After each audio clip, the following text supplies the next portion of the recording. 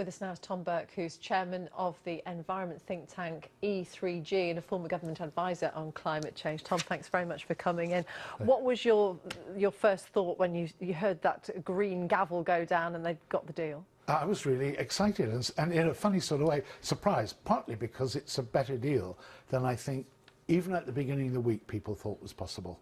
What was key in your mind to them getting that deal? I think two things were key.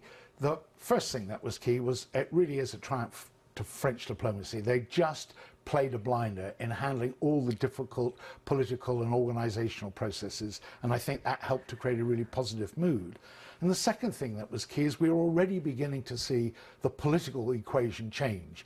The political cost of doing nothing about the climate is now going up as events become more and more difficult to deal with. Meanwhile, the political cost of dealing with climate change is going down as the renewables, the alternative low carbon options get cheaper. So what we've seen with this agreement is it's just pushing that equation further.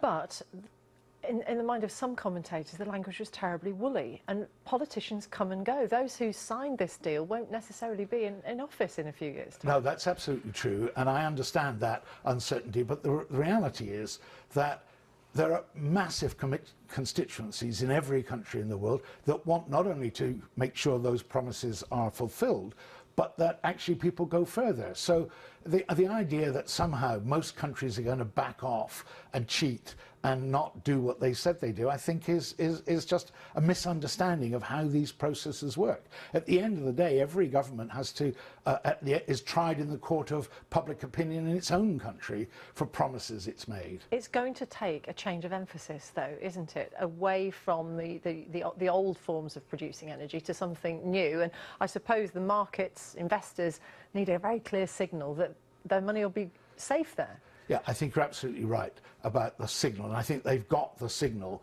that the world is now on a course to a low-carbon economy. The big losers, actually, from this are the existing energy industries, the oil and gas companies, the existing big utilities, because I think what you've seen from governments now is a pretty big political impetus to move in a very different direction for our energy. Tom, I'm pleased you were pleased. Thank you very much for coming in. Tom Burke from the think tank E3G. Thank you.